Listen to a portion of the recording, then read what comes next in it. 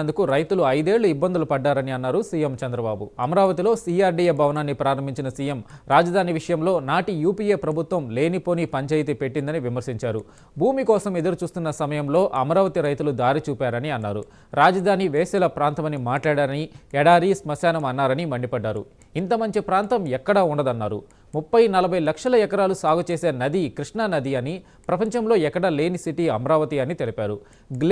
Greenery అద్భుతంగా వస్తుందని, blue green సిటీగా అమరావతి ఉంటుందని అన్నారు. అమరావతి రైతులను తాను మరిచిపోనని, మరిచిపోతే త్యాగాన్ని మరిచినట్టేనన్నారు సీఎం చంద్రబాబు.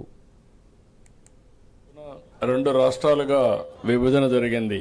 ఆంధ్రప్రదేశ్ రాష్ట్రానికి రాజధాని లేదు.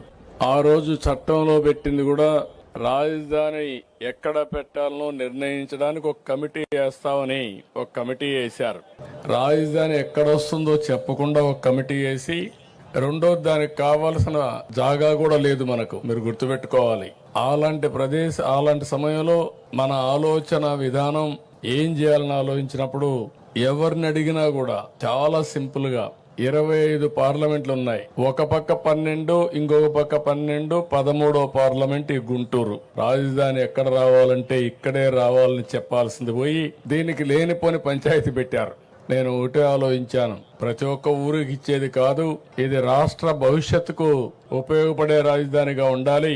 అందుకే నా నిర్ణయం ఆ రోజు దీనికి సరైన ప్లేస్ వచ్చి విజయవాడ గుంటూరు మధ్యలో అని చెప్పి నిర్ణయం చేశాం. మొట్టమొదటిసారిగా హైదరాబాద్ నగరంలో ఇట్లనే నన్ను చాలా మంది ఎగతాళి చేశారు. నేను హైటెక్ సిటీ కట్టినప్పుడు నా విజన్ చెప్తే ఇది సాధ్యమా అని చాలా మంది అవహేళన చేశారు. అది దృష్టిలో పెట్టుకొని నేను ఒకటే చెప్పాను, మళ్ళా జీవితంలో ఎలాంటి అవకాశం రాదు తెలుగు వారికి. ప్రపంచంలో ఒక మంచి రాజధాని, అది కూడా ప్రపంచంలోనే ది బెస్ట్ రాజధాని అక్కడ కట్టింది బ్రౌన్ ఫీల్డ్ రాజధాని.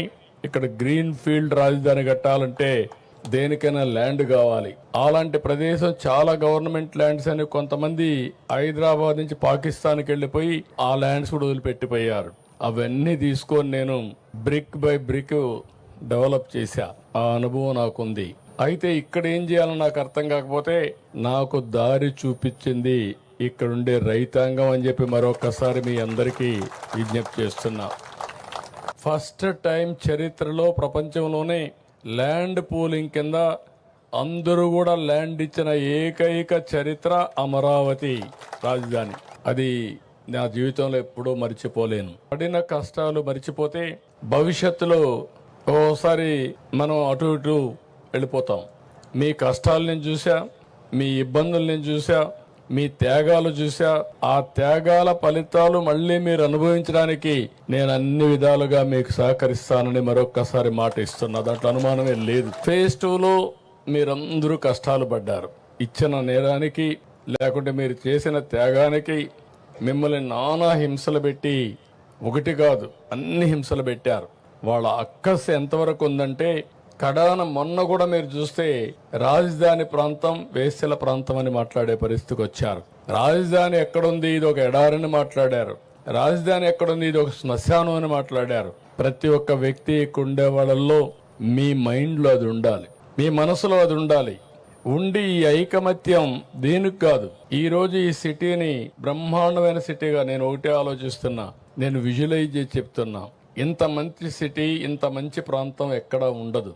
ఒక పక్కన కృష్ణా నది, దగ్గర 30-40 లక్షల ఎకరాలు సాగు చేసే నదిది. గోదావరి కృష్ణా అనుసంధానమైంది.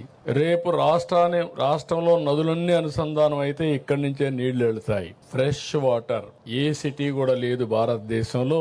ఇలాంటి సిటీ భారతదేశంలోనే కాదు ప్రపంచంలో ఎక్కడా లేనటువంటి సిటీ ఈ అమరావతి అని చెప్పి కూడా నేను మీకు తెలియజేస్తున్నా. రెండోది, బంగారు పండించే భూములు ఇవి. మంచి గ్రీనరీ వస్తుంది. చెట్టు పెడితే చెట్టు బ్రహ్మాండంగా వస్తుంది. అలాంటి భూమిలో చెట్లు పెడితే ఇంకా మీకు గ్రీనరీకి కొరత ఉండదు. అంటే ఒక పక్క బ్లూ, ఒక పక్క గ్రీన్. ఒకసారి చేసిన తప్పుకు మీరెంత అనుభవించారో, నేనెంత అనుభవించానో, రాష్ట్రం ఎంత అనుభవించింది తెలిసింది. రాబోయే రోజుల్లో ఓటమి అనే మాట లేకుండా శాశ్వతంగా ఎన్డీఏ ఉండాలి. ఎన్డీఏ శాశ్వతంగా ఉంటే అటు నరేంద్ర మోడీ గారు 2047కి ప్రపంచంలోని నెంబర్ 1 ఆర్థిక వ్యవస్థగా భారతదేశం తయారవుతుంది. దానికి ఇంజన్గా ఆంధ్రప్రదేశ్ రాష్ట్రం ఉంటుందని మరొకసారి మీ అందరికీ విజ్ఞప్తి చేస్తున్నా. మనం వేసిన ఫౌండేషన్ కూడా చాలా స్ట్రాంగ్గా ఉంది. ఆ రోజు నాకు బాగా జ్ఞాపకం, మొత్తం రాష్ట్రం దేశంలో ఉండే దేవాలయాలన్నింటిలో పూజలు చేసి పవిత్రమైన జలాన్ని, పవిత్రమైన మట్టిని తీసుకొచ్చాం. ఆ దేవుళ్ళ ఆశీస్సులు తీసుకొచ్చాం. మసీదుల నుంచి, చర్చిల నుంచి ప్రార్థనాలయాలను తీసుకొచ్చాం. కడాన ప్రధానమంత్రి గారు కూడా పార్లమెంటు సాక్షిగా పార్లమెంటు మట్టి, అదే మరి ఢిల్లీలో యమునా రివర్ నీళ్లు, పవిత్ర జలాలు తీసుకొచ్చి మనకు అందజేశాడు. అవన్నీ నాకు జ్ఞాపకం ఉన్నాయి. దేవతల రాజధాని అమరావతి అయితే ప్రజా రాజధాని ఈ అమరావతి.